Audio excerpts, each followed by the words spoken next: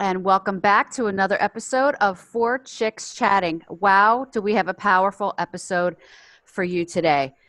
As I'm sure everybody is aware, October is Breast Cancer Month, and I think almost every one of us is touched by this in some way, whether we have our own diagnosis or we get that dreaded phone call from a loved one.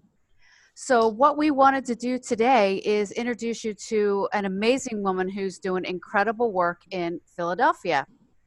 Let me give you a little bit about Dayna, and then she could tell you in more detail about her mission and her company. Diagnosed with breast cancer at 27, Dayna Donofree founded AnaOno out of her own necessity and desire for pretty, sexy, beautiful lingerie. After a bilateral mastectomy with implant reconstruction, her own bras no longer fit, and she was certain there must be more than just sports bras and camisoles, as nothing in the traditional lingerie market fit her surgically altered body anymore. With a degree in fashion design from Savannah College of Art and Design, SCAD, we're cool, and a quite successful fashion industry career, she took her 10 plus years experience and put it toward designing, launching, and growing AnaOno. Dayna is very active in the breast cancer community and is involved with several nonprofits, including Living Beyond Breast Cancer Board, and she is a Medivivor advocate, which I'm hoping that we're going to get into in a little bit. Her story has been featured on USA Today, The Today Show, HuffPost, New York Times, InStyle, and many others. However, Dayna is most proud of being able to make a difference in the lives of women worldwide and is honored to continue to spread her mission of beauty, confidence, and empowerment. Welcome, Dayna. Hey, thank you for having me. Oh, cool. We're so glad you're here. I What an know. intro. I got a little goosies when I read that. I should bring you with me everywhere. Sure. We can be your cheering squad. I love it. I love it. Okay, so Dayna, tell us about AnaOno. Well, you did a great job summarizing it, but all in all, really, AnaOno is a lingerie line that is totally boob inclusive. That is so great. Hashtag. Hashtag that one. Yep. I'm trying. But no, really, our customers come to us in many shapes, sizes, and forms. And the reality is that breast cancer does ravage your body, and that can output many different outcomes, whether it be, keeping your two breasts and having a lumpectomy, having to remove one of them, removing both of them, or maybe even possibly rebuilding them. So we have a line that's just really inclusive to all of the outcomes of surgery after a cancer diagnosis, and really providing solutions from the moment a woman is diagnosed with breast cancer to take her through her treatment and hopefully into her life beyond. That's so awesome. Because every single woman is different and their treatment options are different and their surgeries are different, are the bras and the lingerie custom for each individual, or do you have standard products that are, on the rack and people can come in and try them on and size that way, or is it custom for every single individual? I get this question all the time because I think unfortunately, the world of breast reconstruction and mastectomy is really vastly misunderstood. So not really understanding what those women are going through as they're going through their treatment can be really confusing and complex. So the short answer to that question is, unfortunately, after we lose our breasts or we lose parts of them, we become a little bit like a statistical science project. Mm-hmm. So if women want to rebuild their breasts, they can only rebuild them within certain parameters. So what I've been able to do is work with plastic surgeons to really understand the outliers and what makes us so different after we've undergone breast reconstruction. And I've actually molded and developed the bras for those surgical outcomes. So really the only place we get a challenge with is very large busted women that maybe have now done a partial mastectomy where they might be a triple D on one side but be a C on the other side, and still need a lot of support for their natural breasts. we have to usually refer them to other people's products lines because we're not there yet. But for the most part, you know, if you're living and wearing breast forms, either in the pockets of the bras, or you have like one natural breast that needs supported, but you don't want to wear a form on the other side, our bras actually lay flat against your body. So there's no molded cup or underwire kind of moving that natural breast tissue into a shape that we all kind of define as beauty on the underside of our clothes. Now it's like, this is your body. This is your new body. Our bras mold to you. You don't mold to the bra. I love that. That's Love that. wonderful. That's Can you tell fantastic. us a little bit about your experience, which I can't even imagine at 27 years old having that kind of a diagnosis? I mean, what if I mean, I'm hoping I'm not getting too personal, but what was your experience like?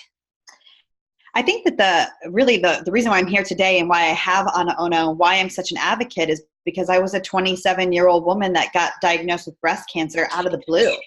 I didn't have a family history, at least not one strong enough to cause any family concern, you know, from a genetic standpoint. But I found the lump in the shower just completely on accident, and my wrist rubbed up right against the top piece of my breast tissue, and I just felt like a pea-sized lump that I didn't think had been there before. And I called the doctor and went through all of my appointments. And, you know, every step along the way, I kept hearing, you're too young, it's probably nothing. You're too young, it's probably nothing. You're too young, it's probably nothing. And all the way up until it became something. And then after that, all I heard was, I'm so sorry, honey, you're so young. This shouldn't have happened to you. This is, you know, and so this was like a broken record for like years and years and years through my therapy. And it was devastating. I mean, it was completely devastating. I got diagnosed 2 months before our planned wedding. And we had to postpone the wedding because my chemotherapy was going to take precedence over going on a honeymoon. So I was like, what's the point of getting married if we can't go on our honeymoon? That sounds like a waste of time. So, you know, I went through the surgeries. I went through chemotherapy. My husband and I got married a year later. We postponed it for a year. And I told my doctors, I said, this is what we're going to do. We're postponing the wedding for a year. I want to be done in 1 year. Can we make it happen? And they told me how stressful it might be and how I was going to really need to be on point with my treatment and care. And I got my port removed 3 weeks before our wedding. Wow. Wow. Goodness. So, right. Yeah. Oh my What a goodness. celebration that probably was. It On many was. levels. Yeah, on many levels. It was, I feel like a moment in time where we could close the book and like that chapter and start a new chapter. It was a nice kind of finishing touch to all of the madness that we had been through for the last year. So that's a cool segue into my biggest question here that I'm so interested to know from you. So you go through this, you develop this where do you get the wherewithal and the guts then to say, this was something that this is a need that I see? But, you know, a lot of people would say, I survived the journey and now I'm going to move on to the next chapter of my life. I don't really want to sit in this space anymore. What was different for you that you then went forward and made such an impact for so many more people? Well, I think that question is actually twofold for me. One is my business, and the business was kind of, I literally woke up with a hot flash in the middle of the night, realizing that my bras were what was kind of causing this, like, these hurdles back to my new self-discovery, and how I didn't feel good about myself, how I didn't feel sexy, how I couldn't dress myself. All of these things were kind of compiled in this one big, like, atmospheric boom, where I said, here I was, I'd had over 10, almost 10 years experience in the fashion industry. I've been very entrepreneurial. I always wanted my own business. And then, like, this thing came into my head, and I just, I didn't know if I'd be selling bras on Etsy or if I'd, like, have a business. I literally had no idea. I just was jumping in because, like, what was the worst that was going to happen? I was going to fail. Like, I almost died. So, like, I don't really, like, Right? There's a perspective builder for you, Yeah. right? It's all my perception. aversion to risk is very astute. So if you ask me something in your life, like, should I do this? Know that you're coming to the person that almost 99.9% will tell you yes. Like, just life is short. But then what happened really for myself from an advocacy standpoint was I was so young. And I lost my first fellow young friend that got diagnosed. She was actually a colleague of mine at a different company. And I lost her about a year after our diagnoses. Wow. And it dawned on me that being a young woman in this space wasn't being talked about. It wasn't being addressed. We had different risk rates. We die faster and more often because it's usually caught later because we're not screened. And I realized that needed to change.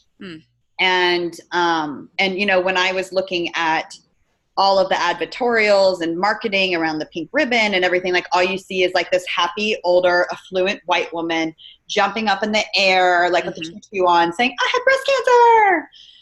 And I'm like, nobody does that. Like nobody jumps up in the air and celebrates the fact that they have breast cancer. Like I haven't met that person yet. So it was just one of those things where it's like the conversation needs to change, and like now is the time to change it. So that's what I really, you know, threw myself in, because if I can change it now, hopefully we can change it for the generations after us. I love it. I have one question for you related to that. So you do see all these pictures, you know, with the 3-day walk and all of that, and all these women, it's like they're celebrating. And are they celebrating the diagnosis or the fact that they had cancer? Are they celebrating their life? But in between those two concepts, there has to be a significant level of fear. Right. And so, and I've heard I have a lot of friends who have had breast cancer, and one woman in particular right now is going through treatment for stage 4. And she's like, this is going to kill me. Like, I'm not going to survive this. It's not a matter of if, it's a matter of when. And she's fighting tooth and nail every single day. But there is that level of fear. And then I have another friend who had stage 4, and she has now made it 12 years, but it's back. Like she's no longer in remission. It's back in full force in the bone. And but for those 12 years in between, there was fear. Like, when is this going to come back? So how has that affected you? I mean, you've moved on and done something really great, which, you know, that fear of starting a business is overwhelming in and of itself. But then you had this fear of, I had this disease, is it going to come back on top of that? So how do you handle the fear, and how do you help other people address that? Yeah, I mean, the risk is very valid. And, 30% of women that are diagnosed with breast cancer will metastasize in their lifetime. And that is an incredibly scary statistic. That is 1 in 3 of the women diagnosed. And it's vastly misunderstood. It's published by scientists and researchers. This is the part of breast cancer that we don't want to hear about, because that gives those opportunities of the pink, cheerful, happy-go-lucky world. It puts a shadow on that, right? Because we're actually celebrating something that we have no cure for, and we're just now fighting for more treatments. So, you know, the patient population has been dying at the same rate for the last 20 years. That means we have not made an advancement in breast cancer for the last 20 years. So that is a really impactful moment. But when you see things marketed by our cancer societies or by the cancer platforms, they're like, you know, death rates are down. But when you look at the tiny print, it's from 30 years ago, before chemotherapy was introduced into the treatment cycle. So you look at that and you're like, we really haven't made a lot of progress here. We've made more treatments that keep us here longer. So instead of a median lifespan of 24 months or 36 months, you are meeting people with metastatic disease that are living for 12 years. You are meeting metastatic patients that are living for 5 years. You're meeting people like me who had one of the most aggressive forms of breast cancer, which is called HER2 positive. But I have one life-saving drug that was available to me. But in 2010, when I was diagnosed, that drug was not published 10 years earlier. So a woman that received that diagnosis 10 years before me is no longer here today, right? That she didn't have access. So that's how like one therapy can really change the entire outcome of a cancer diagnosis. But it's confusing because and even in my world as an advocate, as an activist, but also as a business owner, you know, I have gotten emails from women that say that exact thing. I had cancer. I want to move on now. When I see you talk about metastatic disease, I actually have to stop like following you and stop taking in the information. And that's hard for me because I feel like education is power. When we know more, we can take our own health into our own hands, but we can also help others. And so it is kind of this tough part. It's like, do you ignore what's happened in your life, or do you advocate for it because then you can help others? And I think that that's a really hard thing in our community, because a lot of women would just prefer to act like it never happened. And I think you're right. And it's in all communities. I mean, my two boys are blind. And to be perfectly honest, years ago, they're 19 and 16 now, and they're doing tremendous. But years ago, when I was living in fear, and it consumed me at every moment of my day, somebody said to me, gosh, you've learned so much, you should be a teacher of the visually impaired. And my answer back then was, but it already consumes my mind 24 hours a day. I need to be up and out of some of this before I can even think about where all this is going to go. And luckily, all of my perception of it changed. I did get the boys all the tools they needed, and now I'm one that is out there educating people to change perceptions of blindness. But I think that there's an element to, you're called to do it. Mm-hmm. And because not everybody can do I can imagine what your journey has been these years, the exhaustion and the, hitting up against walls and stuff like that. Not everybody has the wherewithal.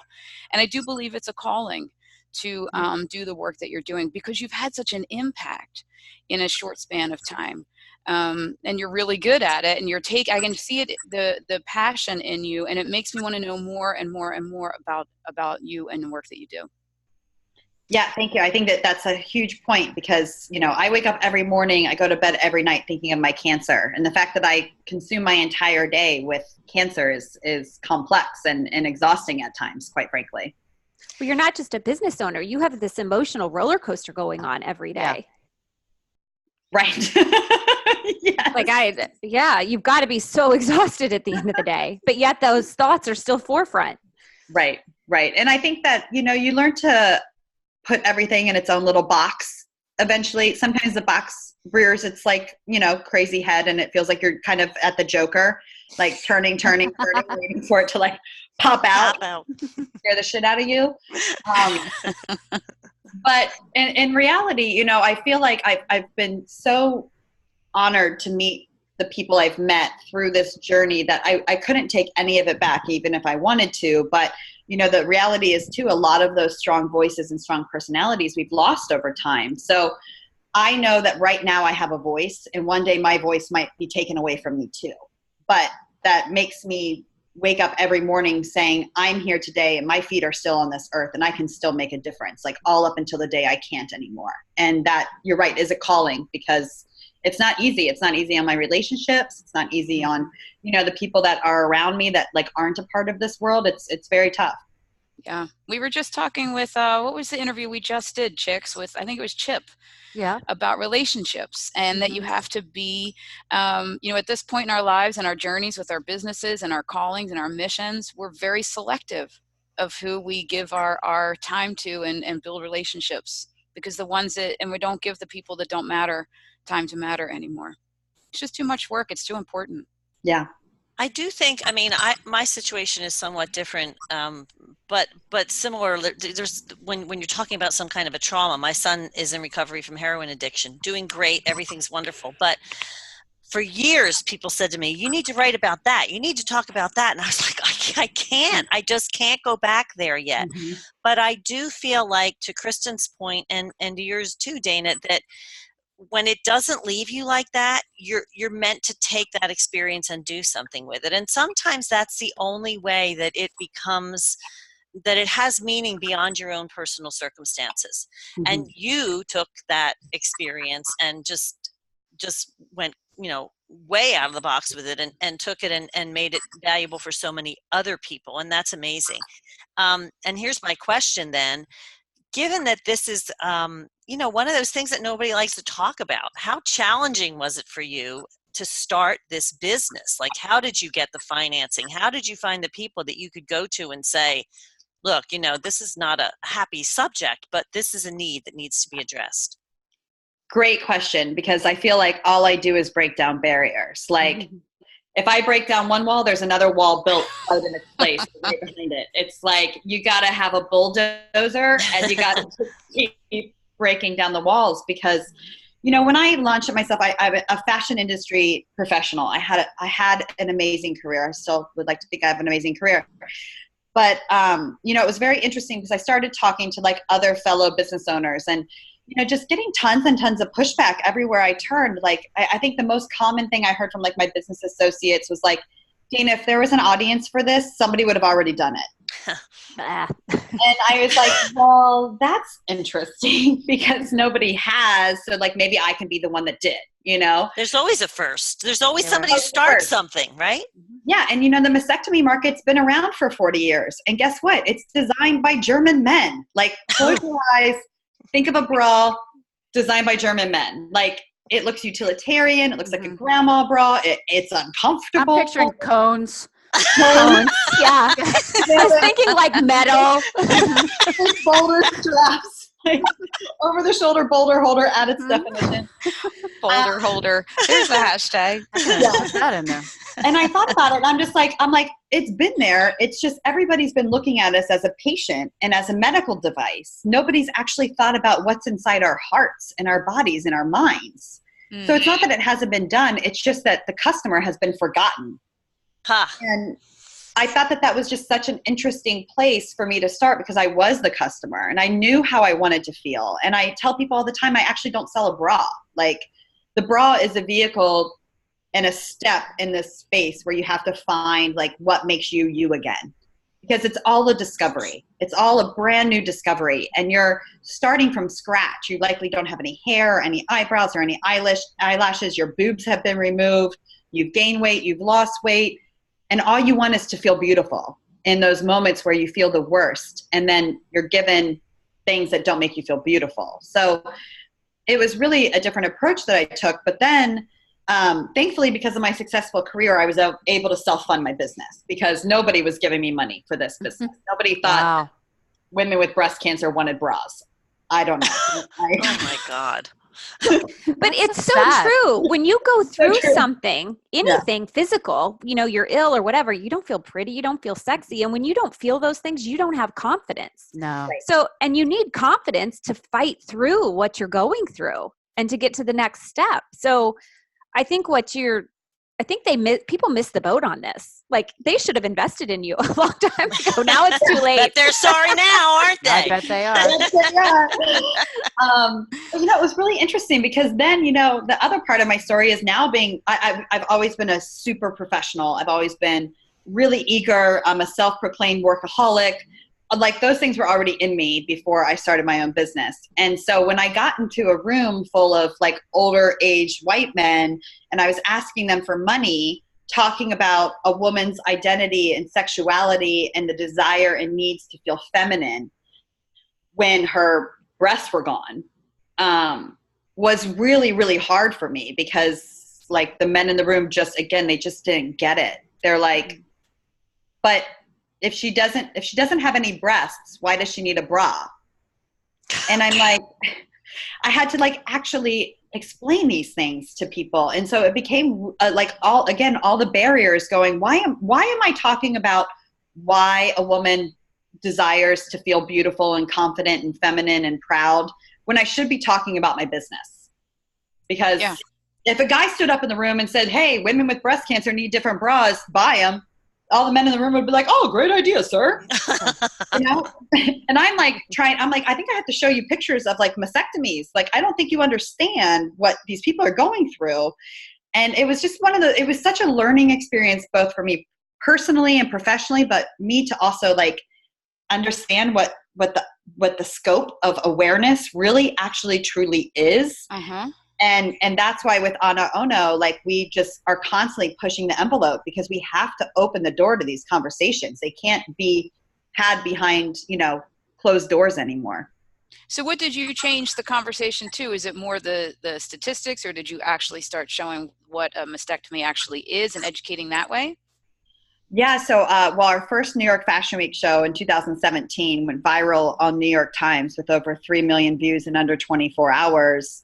Wow. Because it was the first time a national stage showed the world what breast cancer looked like. And we had models out there with with no breasts, with mastectomy scars and rebuilt breasts that had no nipples, preventative mastectomies, missing one breast, showing the scars. And it was like, it was a shock because nobody had seen pictures or, of people's scars like this. I mean, there's no breast there, so it's not nudity. You can't hide anything that's not there. So it's just a matter of like, I think there was just a message at the right time. It was also like, right after the Women's March. So we were really kind of joining the lib movement here. And it just, the timing was right, but the message was also right. And, if anybody's looking over my shoulder on an airplane at my Instagram feed, like it's just, It's just somebody's calling security. like this woman and her stuff. It's great. That's too funny. But now, now women are really like, hey, this is what my body looks like now. This is what it looks like to have a mastectomy. This is what it looks like to have a missing breast. This is what it looks like to be flat and fabulous. Like, really encouraging and bringing awareness to others. Because when I Googled it, I found nothing.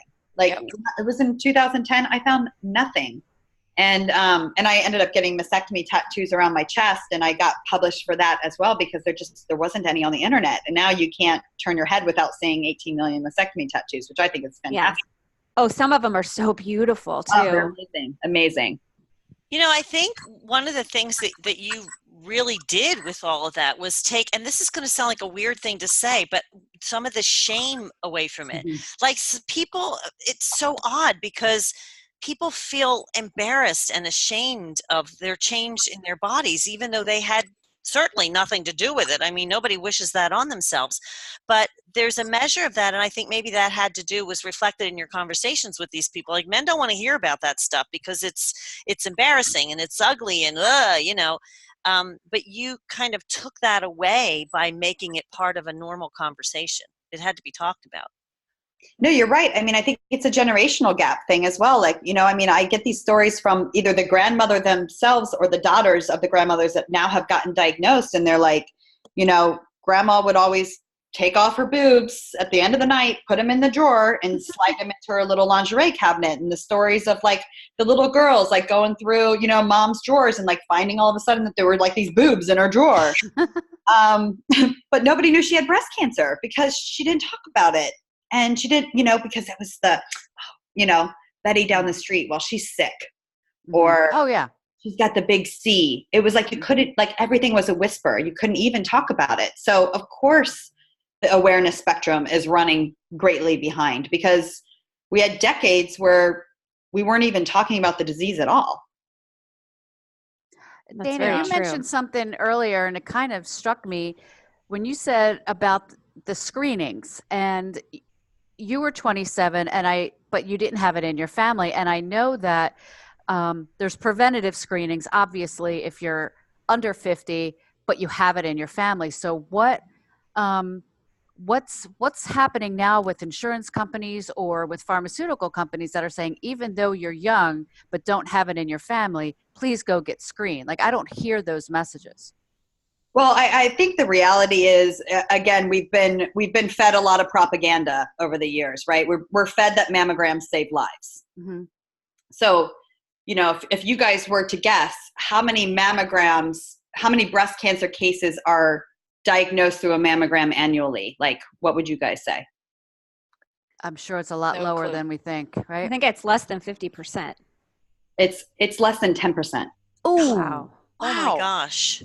So the reality is that a mammogram is a very good tool to solidify and confirm a diagnosis. But from the annual screenings, the percentage of them actually extracting and detecting the cancer is very, very low. And that's a very complex problem, right? There's better screenings out there. There's 3D mammography, which is proving to be very successful, but insurance companies won't cover it. Mm-hmm. Some will, some won't. Ultrasounds are also another screening detection tool. Chest MRIs are another screening detection tool. So we're undergoing all of these mammograms, and it is good. Don't get me wrong, because when you do feel that lump, because we are our best detection tool, there's 300,000, a little bit more, breast cancer diagnoses annually. If less than 10% of those are being found by a mammogram, That means there's a vast majority of people identifying, detecting, and surveying their own breasts, right?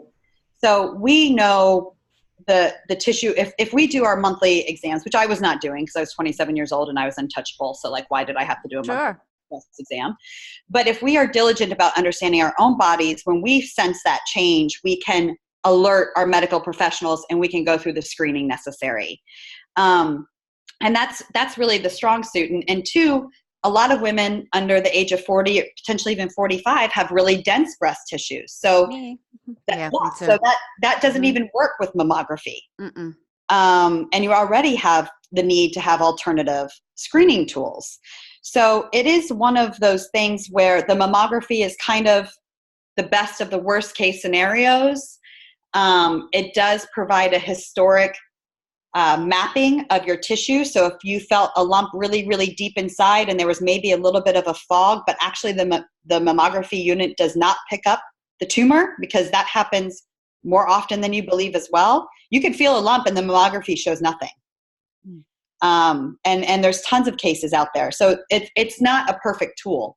But it's kind of the only tool that we have access to right now. So if insurance companies got on board and allowed 3D mammography for dense breast tissue for younger women, but we have to remember too, with each of those screenings, there's also an ingestion of radiation to our bodies. So if you're not at high risk, to have a screening every 6 months can also be damaging to your health over time as well. So there's just a fine line and really amazing GYNs, OBGYNs, they will know this and they will put you on the right path to get you what you need. I'm listening to you talk and I'm like going like this because I've been through all of this. Like I've had to do the every 6 months with the mammography, with the ultrasound. I've had the MRIs. Now I have the 3D, which I'm grateful that that's there and I don't have to do the other things as well. Right. But I mean, I've never had the diagnosis, but I am high risk. And I've had a lot of changes that I've had to have a lot of biopsies, and it's nerve wracking because you never know when it's going to be the time that, well, this is what it is. Right. When the biopsy doesn't come up clear. And I think that's, again, that's kind of like why we have to self-advocate for ourselves so much. And it's unfortunate that we live in a world that is that case, but when you understand your risk or you understand your family history, that knowledge empowers you to get better treatment and care, right? Because if you come into your doctor, right, and you're at high risk and you say, I've been really exhausted and my body kind of hurts and I've had a headache for 7 days. And then they might ask you, well, have you been doing your monthly breast exams? You could be like, yeah, I've got this pain underneath my armpit, but I don't feel a lump or anything. Because you're at high risk, that would lead you to maybe a blood test or to a screening tool to just make sure that you're okay. Whereas like somebody like myself at 27 years old with no family history, I could go in with all of those complaints and they would be like, call me back in 6 months if you don't feel well. Yeah. You see the difference? There's a huge difference. There's a huge difference there. And I think that people that do have a strong family history are afraid sometimes to get these tests because they're afraid to know. And knowing is not just education and power for yourself, but it's also empowerment to your medical professionals who do help take care of you. Yeah, I mean, I think you have to consider the fact too, we put this on the medical community, but they're only human too. So, and they see so many people and all of that it really is important for each and every one of us to be our own best advocate. And if you're not feeling well, and if you noticed a change, or if anything seems different, you have to insist on further follow-up because, maybe 9 times out of 10 it is nothing, but why take that chance? Right. Yeah. Absolutely. Absolutely. So Dayna, just because our time is starting to run out, I have one question for you. And I know you've spoken about this before. There are organizations where the funds that are donated to them go straight to research. And then there are organizations where there's a lot of red tape and a lot of very highly paid executives within that organization, so on and so forth. And so not as much money goes into the actual research area, which is where it's needed most. Can you just guide us a little bit on some of those organizations that you recommend from the perspective that if we donate, we know our money is going directly to where it needs to be going? Yeah. So, I think that this is a great point because, charities have become businesses over time, and charities do need money to operate and to fulfill the missions that they set out to do. I think the reality is find the mission that you think is closest and most important for your heart.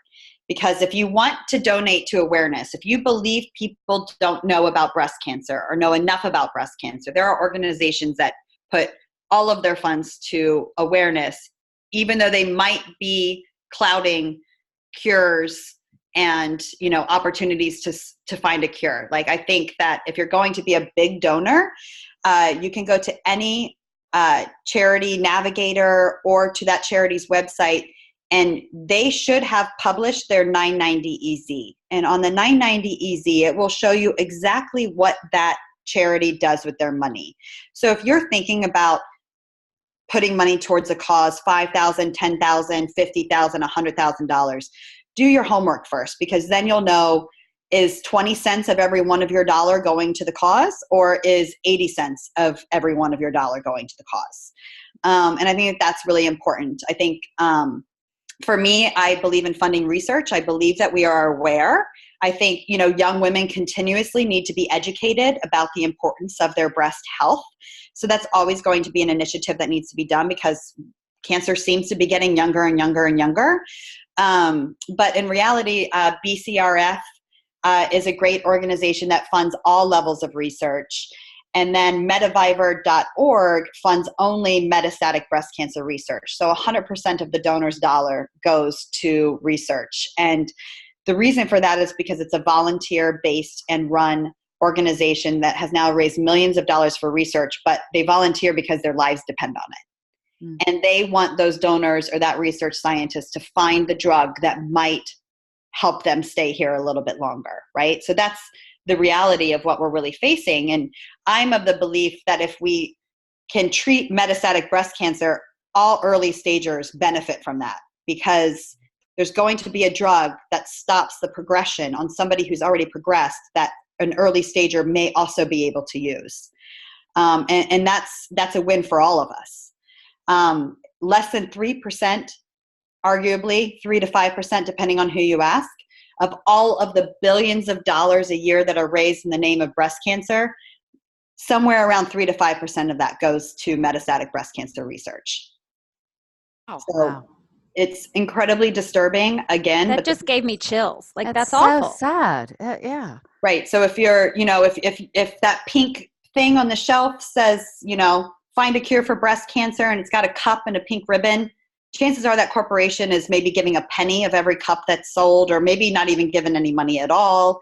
It's very confusing, and it unfortunately puts the pressure on the consumer to make a good decision. And that's really tough. But if you have a loved one, or you yourself are dealing and facing a cancer diagnosis, I support Living Beyond Breast Cancer, because they have a 5-star charity navigator rating, and all of our funds go to setting up programming and education to inform and support and empower the patient and or the caregiver. And we know that the world of Google is a very scary place. I was told not to Google my cancer when I was diagnosed in 2010, because, again, that medication was kind of just so new to the market that, like, everything I would read would be about dying. And it was, because eventually I did Google it. Mm-hmm. And then I realized why my doctors told me to stay off the internet. So you really need a trusted resource to get the information that can empower you, through your therapy and treatment. Well, this has been educational, terrifying, uplifting that there's somebody out there like you who's doing all of this. So thank you so much for your time. And where can people find you, reach you, your products, everything else? Well, so a lot of our initiatives and the work that we do is available at AnaOno.com, AnaOno.com. And if you're wondering where AnaOno came from, it's my name, Dayna Donofree, without the double D's. That is clever. Oh, so I like cool. it. Love it. I tell everybody you can gauge the sense of humor of your friends by who laughs first. Love it. Love it. Hilarious. Yeah, and of course we're on Facebook, Instagram, LinkedIn, Twitter. We're all at AnaOno Intimates on all of the social platforms. Love it. Thank you so much. I I'm sure that I know I won't forget this. And I'm so happy to have met you. It was a double whammy. I got to meet you at Marie Forleo's event. Yeah. So it was totally a win-win. And Oh, you're a cool. Howard Stern fan, remember? So Yes. we got a chance to talk about that. But there aren't many of those in where we are. Yeah. So, but I just wanted to thank you, and I'm sure this has been incredibly informative and powerful to our listeners too. So, thank you so much. We wish you all the best. Please come back. Would love to. Yeah, Anything we'd you love guys to hear more. in this world, I am happy to help you unpack, and your questions have been awesome, and I think your listeners will be really informed. And any questions that anybody has, always please feel free to reach out. I will hopefully be able to direct you in the right ways to get the answers you need. Thank you. Cool. Can we take a quick picture before we hang up? Yeah. Hey, how does that happen? Are you going to stop We recording? love our Are you going to pictures. stop recording? Yeah. Let's Wait, just wait, I sign didn't do off anything. and let Kathy